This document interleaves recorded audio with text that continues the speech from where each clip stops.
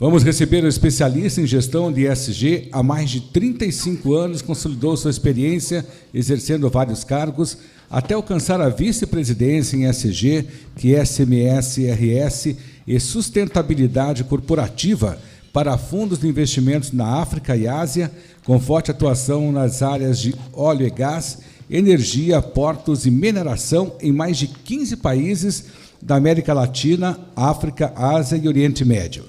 Conselheiro do CONAMA 2000-2008, perito socioambiental do Ministério Público Federal, possui pós-doutorado na Inglaterra, MBA pela Universidade de Harvard, PhD pela Universidade da Califórnia, engenheiro químico formado nos Estados Unidos, além de auditor líder em diversas normas. Não vou chamá-lo porque ele já está no palco. Por favor, doutor Roberto Roche, da Roberto Roche Associados. Bom dia. Antes que a fome aperte, né? Vamos lá. Cadê o chefe? Celso, cadê o Celso? Chefe, missão cumprida, vamos nós. Eu não podia recusar esse convite. Para vocês terem uma ideia, tem certas coisas que são muito interessantes. Eu não conhecia Curitiba até 2004, quando eu passei minha vida, estudei fora, acabaram de ler meu currículo, grandes coisas, tá certo? Sempre fui um cara de empresa, 40 anos usando crachá, e, nos 2004, eu vi falar da Unilivre na Holanda. E me mandaram para o Brasil, um carioca que abraçou e vive em Curitiba, não permite que ninguém fale mal de Curitiba, está chovendo, está frio, estou adorando isso, impressionante. E, por um acidente do Vicunha, pediram para a empresa norueguesa para quem eu trabalhava, viver o que estava acontecendo aí, que a conta já passava de seus bilhões de reais. Conheci Curitiba e ainda brinquei, um dia eu vou morar aqui. E eu realizei esse sonho em 2019, depois de 40 anos trabalhando na área de saúde, segurança e meio ambiente, responsabilidade social, já diretor sênior, eu fui convidado a exercer a vice-presidência do segundo maior fundo de investimentos do mundo, que atualmente está comprando uma porção de coisa aqui no Brasil, na área de ESG. Gente, o que é ESG? Eu não tinha a menor ideia. Meu mestrado, doutorado e pós-doutorado é em gestão de riscos de impacto socioambiental. E eu estava como diretor internacional das maiores empresas do mundo, nesse sentido, de construção, de energia e etc. Mas o salário era tão bom, tão bom, tão bom, que, pô, um garoto que começou, mesmo formado em engenheiro químico, começando seu mestrado, adotado pelas maiores empresas de alimento do mundo, na área de riscos, começou como técnico, porque ser sul-americano, né, da década de 80, brasileiro, trabalhando, estudando no exterior, era raríssimo. Hoje, em qualquer esquina, tem brasileiro. No mundo todo, diga-se de passagem. O único lugar que eu achei pouco brasileiro foi na Etiópia, que foi minha última base em Addis Abeba. A Etiópia toda, que é enorme, éramos 13 brasileiros, junto com o pessoal da embaixada. Muito bem. De técnico a vice-presidência, 40 anos usando crachá. Muito mais erros do que acerto. Então, depois de 30 anos, recebi a missão. Por que eu? O que eu fiz de errado? O salário era tão bom, esperei passar uns meses para entender o que era ESG, que eu vou explicar para vocês aqui da melhor maneira o que é ESG, e perguntei, por que eu? Aí os caras falam, Roberto, você vem das piores indústrias, mais poluidoras e destruidoras do meio ambiente, enganando o órgão ambiental, relatórios, falsificando auditorias ISO, etc., etc. A gente precisava botar uma raposa dentro do nosso galinheiro. Sabe por quê, Roberto? ESG é uma ferramenta de análise de risco. Nada mais, nada menos. O resto é mimimi. Aí eu entendi.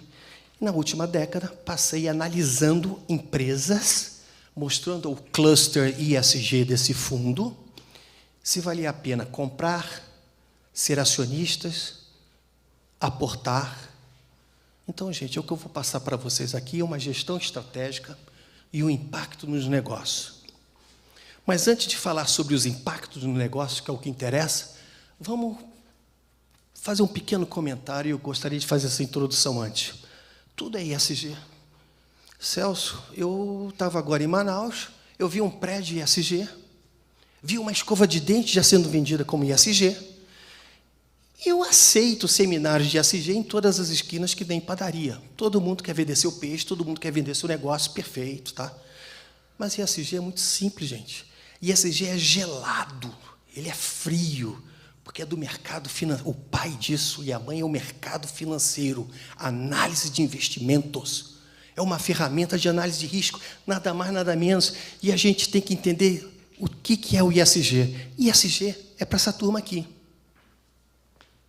Agora tem a turma da sustentabilidade, que é muito importante, várias discussões famosas, que eu apoio todas, sem exceção.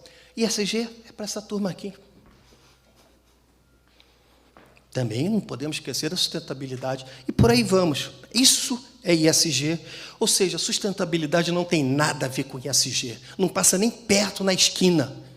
São assuntos diferentes. Discussão sobre sustentabilidade, ser sustentável? Perfeito. Vende bem, óbvio. Já temos escova ESG, prédios ESG. Outro dia me perguntaram, Roberto, o que o ESG acha das ODS? Eu não sei, porque o mercado financeiro está pouco se lixando para as ODS. O mercado financeiro quer saber de duas coisas: custos e benefícios. E qual é o risco do investimento numa empresa que está pouco se lixando para a questão ambiental, social e de governança. Isso é o ESG. E a diferença está aqui. Então, eu vou falar de análise de riscos de impacto socioambiental, porque o raciocínio é básico. Se vocês tivessem 20 milhões de dólares, bem, se tivessem 20 milhões de dólares, vocês não estariam aqui me assistindo, nem eu dando palestra. Óbvio, evidente. Perfeito? Mas vamos simular que eu peguei emprestado com o Celso 20 milhões de dólares. Não, com o Celso não, é sacanagem. Com o Bruno. O Bruno tem cara de que poderia me emprestar 20 milhões de dólares daquela conta offshore que ele tem nas Bahamas. Vocês botariam numa empresa, investiriam como acionistas, se a empresa ainda utiliza o pelourinho, chicoteia os funcionários, está pouco se lixando para os seus impactos socioambientais, não tem governança, ou seja, quem manda na empresa sou eu, quem me ajuda é minha mulher, e o conselho fiscal é minha babá que me criou. Vocês botariam 20 milhões de dólares? Isso é ESG. Então, gente, riscos, riscos, riscos. E eu demorei a entender isso, hein? Demorei a entender isso, até entender o que eu estava fazendo desse fundo. ESG é um processo, não termina nunca. ESG não é binário, tá certo? Nós temos um complexo no Brasil muito grande de ISO, conforme não conforme, conforme não conforme, conforme não conforme. Em ESG não existe isso. É muito mais que isso. O que temos são níveis de maturidade de cada empresa. Tem empresas que são excelentes no ambiental. Tem empresas que são excelentes no social. Tem empresas que estão no outro patamar na governança. Sabe o que é um outro patamar na governança? 100% das ações pulverizadas no mercado, ações ordinárias. Isso é ESG, isso é analisado. Eu vou botar meu dinheiro aonde? Eu vou ser acionista da onde? ESG, gente, é uma ferramenta de análise de risco. Nada mais, nada menos. E é disso que a gente vai falar, da gestão estratégica. Perdão. E como é que começou esse ESG? A história é longa. Eu vou tentar resumir para vocês, tá? Começou a partir do momento de quase um século de grandes acidentes socioambientais, escândalos. Exemplo, 1970, 80, Watergate. Escândalos da Enron, a maior empresa de energia dos Estados Unidos, faliu por falta de governança. Começa por aí. Mas vamos lá. Para vocês terem uma ideia de como esse assunto veio tocando o mercado, tá? Nós vamos pegar 1960.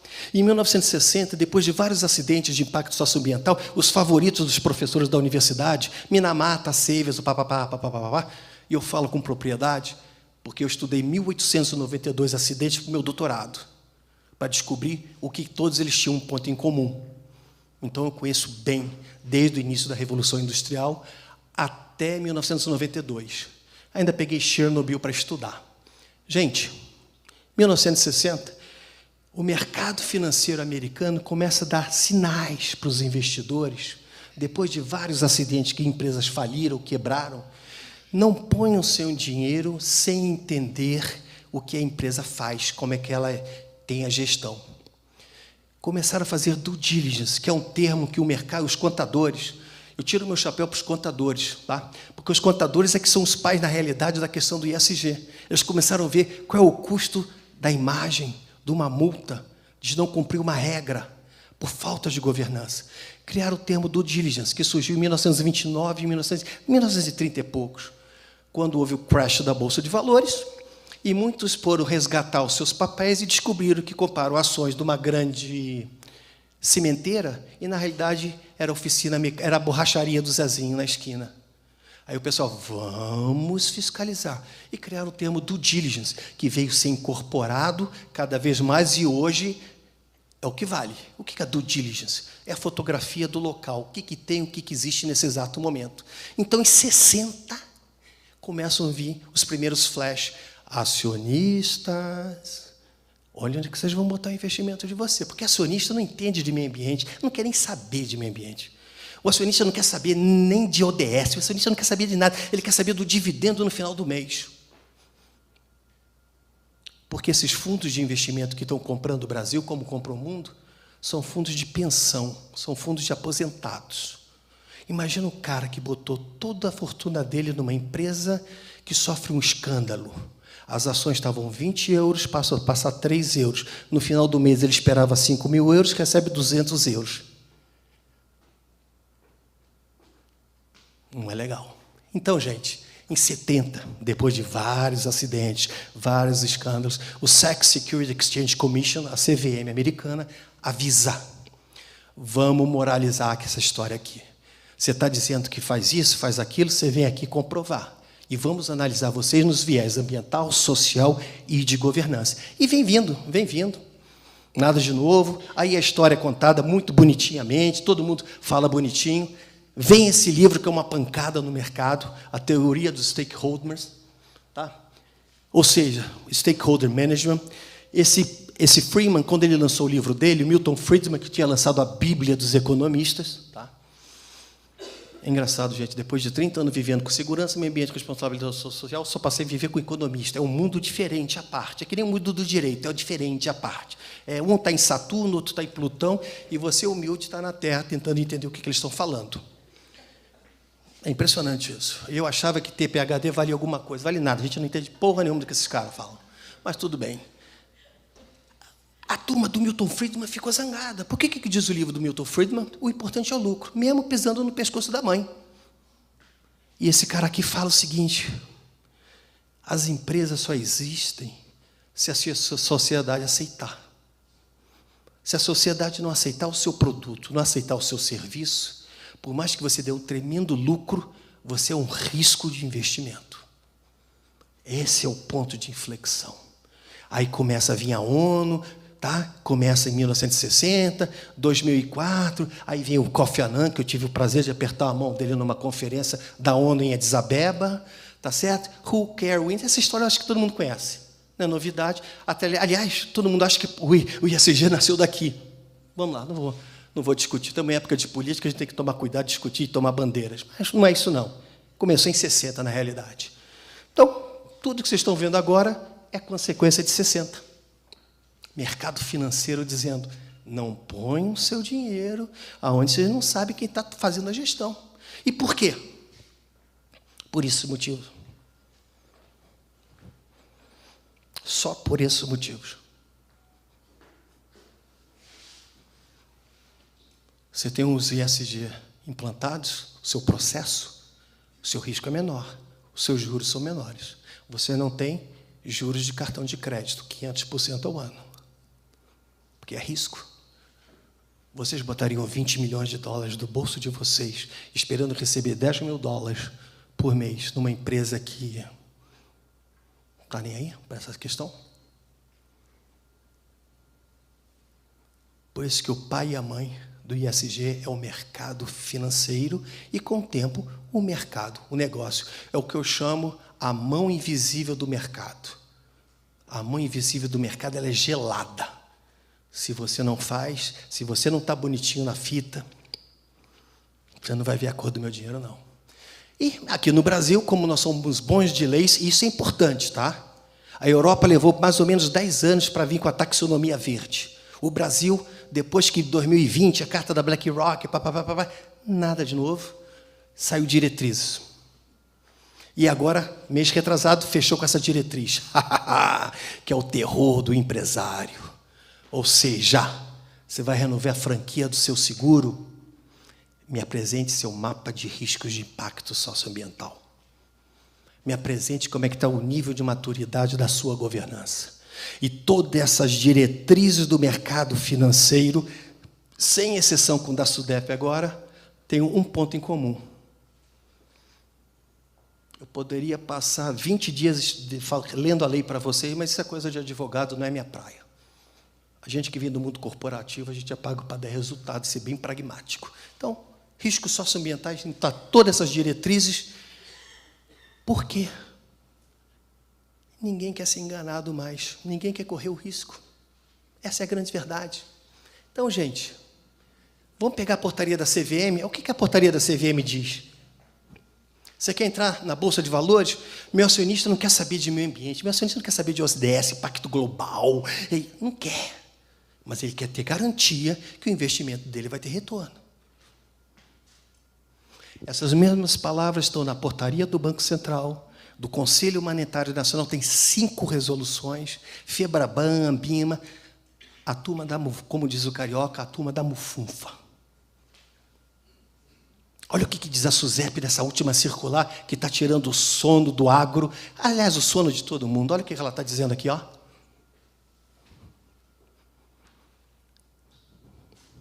Quer renovar a franquia? Quer fazer o seguro? Aí, ó. Essa é a regra. A época de ter o AVCB para renovar o seguro passou. Essa é apenas uma vírgula, um detalhe. Não sou eu que estou falando. São as diretrizes do mercado financeiro. Vocês viram algum ambientalista, algum protetor do meio ambiente falar? É o sistema financeiro, é a ferramenta de análise de risco. Vou botar meu dinheiro aí, você está doido.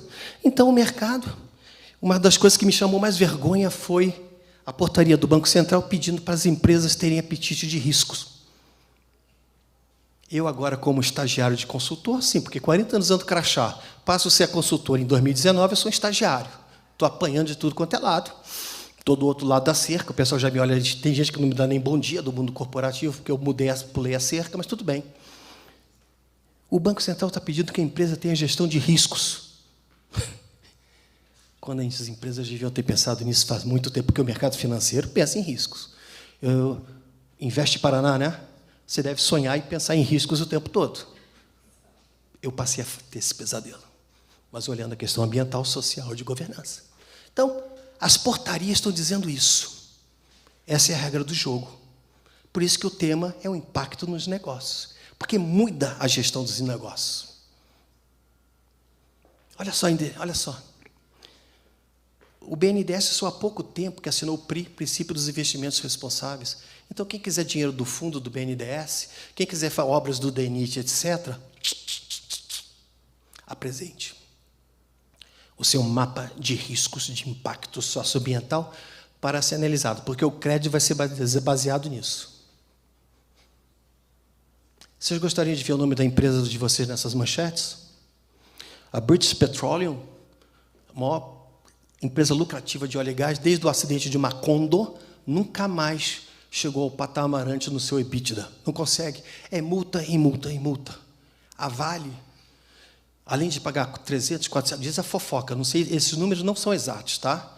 Além de ter que pagar 300, 400 bilhões de reais aqui no Brasil, os acionistas que se sentiram lesados por um simples detalhe. Relatório de sustentabilidade, que é um cartão de visitas, investidor não lê. Investidor investiga o relatório de sustentabilidade. Vocês já viram alguma empresa publicar um relatório de sustentabilidade mostrando os riscos dela, de operação? Eu só conheço uma empresa no Brasil que faz isso. Não vou fazer propaganda, porque eu não estou recebendo nada por isso. Relatórios de sustentabilidade são as obras de arte mais bonitas. Se você pegar das empresas americanas e europeias, é uma coisa simples. Demonstração do que você faz. Aqui no Brasil tem CEO plantando árvore, tem criancinha chorando, tem doação de máscaras, 60 páginas. Investidor está pouco liciando para isso. É um cartão de visita importantíssimo.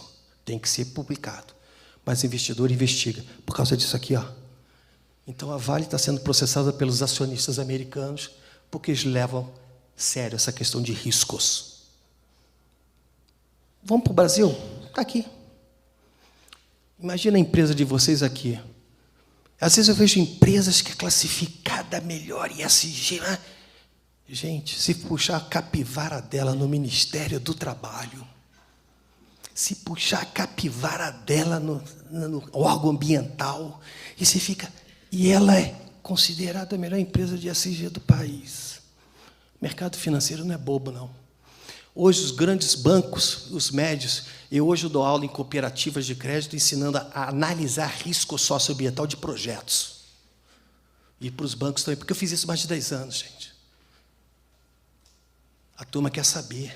Eu não vou botar meu dinheiro aí. Nós temos uma legislação ambiental draconiana, copiamos ipsiliteres da americana.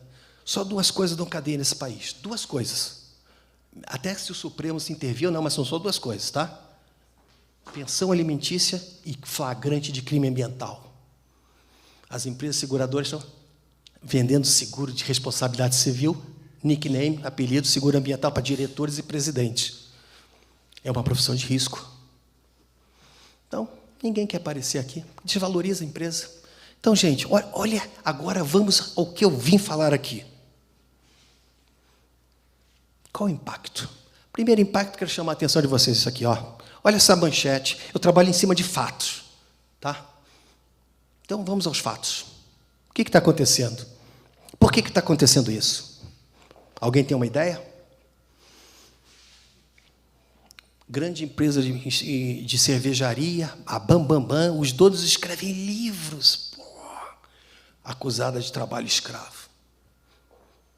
Aí você vai ver lá embaixo, foi a empresa terceirizada, fornecedora do transporte de ônibus, mas atinge a marca. Ponto de risco alto, fornecedores, compras.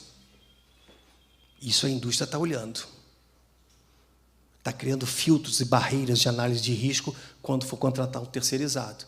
Eu posso passar o dia todo aqui contando escândalos que saíram mês passado por esse problema. Aí você vê lá, 60% das empresas usam como critério.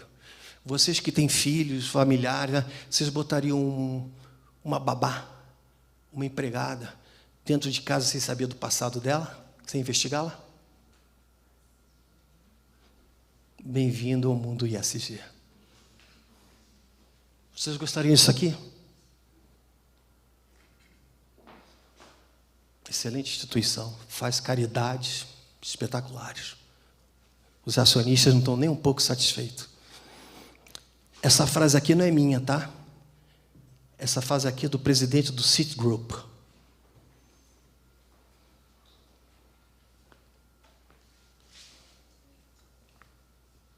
Não precisa explicar muita coisa, né? Vamos lá, isso. Então, gente, risco carbono. Por que o risco carbono?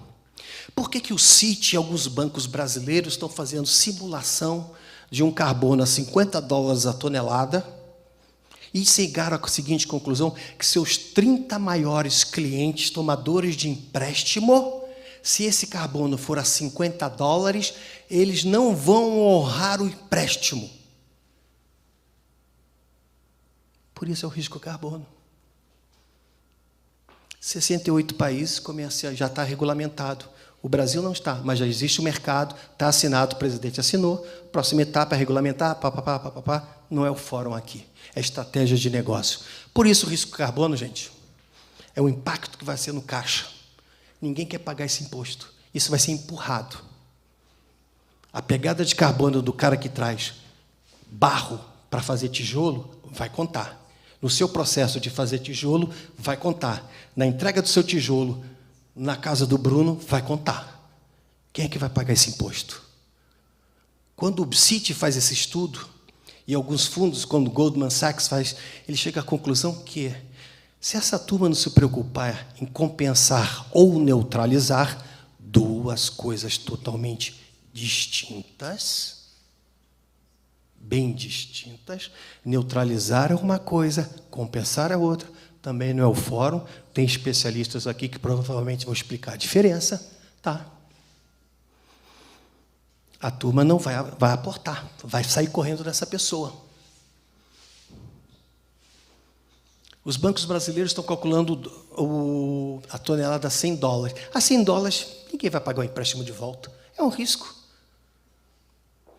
Estão entendendo por que é risco carbono? É o caixa, é o financeiro. Quem vai pagar esse imposto? Mais um imposto. E esse não tem volta não, tá? Então, gente, quando você vê o Fundo Soberano da Noruega, que tem dinheiro em 9.000 empresas no mundo todo, eu trabalhei para esse fundo, tá? Quando você vê 15 bancos brasileiros assumindo a meta de carbono em 2050, eu até achei bom, porque em 2050 provavelmente eu não vou estar vivo, a grande pessoa não vai estar vivo, então, vamos ver, ok? Mas é interessante. Não se esqueçam que Friends of Earth ganhou no Tribunal de Haia, obrigou a Shell a antecipar a sua redução das emissões de carbono de 2050 para 2030. Ganhou na justiça. Essa jurisprudência está deixando muita gente preocupada. Porque significa o quê? Investimento na parte ambiental. Graças a Deus eu não uso mais crachá e não estou lidando com a área ambiental das empresas, porque esse é um problemão sério para quem está na área ambiental. Dá o teu jeito. Cumprir licença ambiental, condicionante, fazer PGRS, quem é da área ambiental deve conhecer, até minha filha de 9 anos faz. Agora, dá teu jeito para reduzir, para neutralizar o carbono da sua produção e dos seus 500, 600 caminhões e 3 viagens de navio. Dá um jeitinho, dá. Porque é isso que o diretor financeiro da empresa está querendo saber. Fundo Soberano já avisou. Eu vou descapitalizar. Eles fizeram isso com a Vale, fizeram isso com a Eletrobras em 2020. Você levantou o tempo de tempo aqui, eu levei até um susto. Mas também não vou cumprir. Pode levantar, é sua função, tudo bem. Somos amigos, mas eu não vou cumprir. Não, fica tranquilo, está longe de terminar. Pode ficar tranquila. Nunca cumpri mesmo, então, tá. Então, vou tentar acelerar. Por causa dela. Ela ainda botou tempo encerrado, nem 5 minutos ela botou, também não prestei atenção, mas vamos lá. Isso que começa a acontecer, gente, isso é estratégia que as empresas vão ter que se envolver nessa. Elas têm que tomar direção nisso aqui. Como é que você abraça uma ODS do pinguim na Antártica se você é uma cimenteira no sertão da Paraíba? Alguém me explica? Por isso que essas diretrizes dizem, o seu relatório de sustentabilidade, as suas ODS têm que estar amarradas à materialidade do negócio. Se não tiver, não tem valor nenhum para mim. Estratégia muda. Desafios, oportunidades. Começar a escutar os seus stakeholders externos e internos. As mulheres merecem cargo de liderança? Num mundo tão machista como eu? Como esse, não eu, sou pai de 3 mulheres, 2 engenheiras, não merece. Mas é uma discussão que é recente. Estão escutando teoria dos stakeholders, stakeholder management, aquele livro. As coisas estão mudando. As avaliações da empresa estão entrando nesses patamares.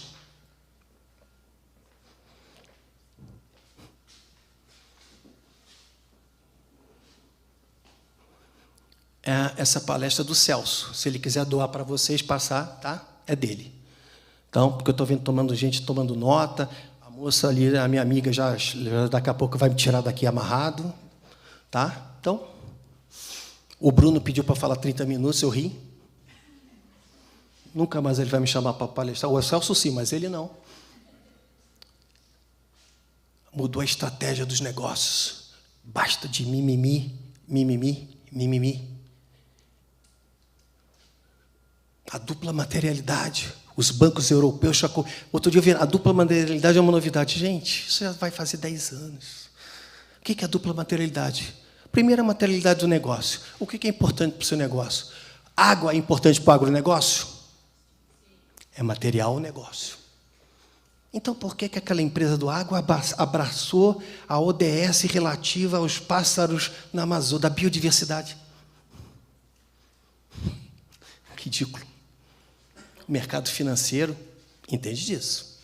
Dupla materialidade. O que o seu produto e seu serviço afeta a sociedade? Alguns bancos já estão começando a perguntar pela dupla materialidade. Também está deixando muita empresa sem jeitinho, sem graça de apresentar seus projetos também, né? Porque está investindo numa coisa, quando não tem nada a ver com a materialidade, e afeta, de uma certa maneira, a credibilidade dela. Comitê de riscos e ESG. A empresa de vocês tem comitê de gestão de riscos? A turma está pedindo que se apresente. Tá certo? Essa é uma matriz que eu faço para os meus clientes, para analisar os riscos dela. É isso que o comitê de gestão de risco faz.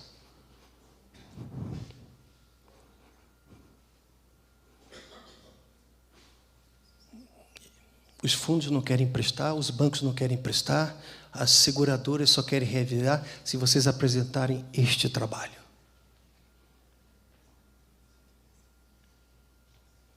Esse é o negócio. Isso é gestão. Uma análise de risco é a ferramenta. Terminando, tá, moça? Minha amiga, terminando. Não, porque o Celso também não vai deixar, ele é meu amigo. E o que é a importância do ISG? Porque tanto ISG, porque tanto ISG é fácil. Hoje temos 30 trilhões de dólares em fundos e bancos procurando empresas que estejam adequadas dentro do princípio de acordo com o seu nível de maturidade. Vocês vão entender meu último slide. Projeção para 2025. Vocês vão botar 20 milhões de dólares do bolso de vocês, ou eu que peguei emprestado com o Bruno, numa empresa que não está preocupada com o risco carbono, com a sua pegada hídrica, com as questões sociais. Esse dinheiro está rodando no mundo, tá, gente? Nós estamos na época do capitalismo dos stakeholders. A sociedade está de olho no seu produto. Não me venha com mimimi que a minha empresa faz isso, faz aquilo. Eu posso puxar sua capivara no Ministério do Trabalho? Eu posso perguntar aos seus funcionários qual o KPI de saúde mental? Que eles não se identifiquem. Ah, deve estar ruim ali, né? O KPI lá, não está, não? Eu imagino. Porque o mundo corporativo é assim mesmo, né? Você ganha salário para dar resultado. Você não está na faculdade, não. Você não é acadêmico. Aqui tem que dar lucro. Então, saúde mental, realmente, né? O RH não está endormido depois que inventaram esse tal de saúde mental, que é recente, hein? Só surgiu há poucos anos, depois das Olimpíadas, daquela atleta que não quis participar. Eu tenho avaliado empresas, eu pergunto, como é que está a saúde mental de vocês, o KPI? Mas, por favor, o questionário, não ponha o funcionário botar a matrícula dele, o CPF, que a resposta vai ver que eu trabalho na Disneylândia. A gente não é bobo, não. 40 anos andando crachá, gente, no mundo corporativo, a gente sabe como é que funciona. Estamos nessa época, capitalismo dos stakeholders. Pratique e explique o que você fala. Nunca pensei estar vivo para ver isso. As empresas serem avaliadas pelo EBITDA dela, a porcentagem de lucro dela e as questões sociais e ambientais no mesmo patamar de avaliação. Isso é ISG. No mesmo patamar do lucro, eu quero saber o que você está fazendo. Porque você pode ser um risco para mim. Terminando, tá? Mas esse slide, tá? ISG não é, gente. ISG é deixar um legado. Quer ver se o Flamengo perder, eu estiver chateado, eu estiver fazendo uma due diligence, eu gosto de perguntar quantas pessoas você treinou nessa comunidade ao lado aqui da sua e você contratou? Ou a senhora do cafezinho tem que trazer de Nova York porque é empresa americana? Não é filantropia, não é caridade. Não é mesmo, é legado. Não é um produto final. Não existe empresa 100% ESG, nem nunca vai existir, também como não existe empresa 0% ESG. Cada uma está dentro do seu nível de maturidade. Não é certificado tipo, atenção, essa empresa é ESG e essa é outra aqui, ESG com os mesmos critérios. Não é ISO. ISO é um sistema de gestão que tem que ser aplicado. Agora, os mesmos critérios por uma agroindústria vai ser para uma cimenteira? Então, como é que você está vendendo um selo? Não, é específico para cada materialidade do negócio. ESG não é só números. ESG, gente, não é sustentabilidade corporativa. ESG não é rotulável. Tanto que vários fundos ditos ESG e bancos ditos ESG foram expulsos do Banco Central, foram proibidos pelo Banco Central Europeu de usar essa palavra, porque a análise de riscos deles era de comadre. E botou ESG. E não é bem assim. Olha quanta diretriz tem a ser seguidas. Eu não estou ditando regra. As diretrizes estão todas ali escritas. ESG, gente, é um processo. Mais nada, mais nada menos. O sarrafo socioambiental das empresas está subindo. E quem está cobrando isso é o mercado financeiro, são os grandes clientes. Para vocês levarem para a empresa de vocês. Eu quero saber, quando eu for analisar, se eu vou aportar ou não. Os acionistas, estou pressionando os conselhos.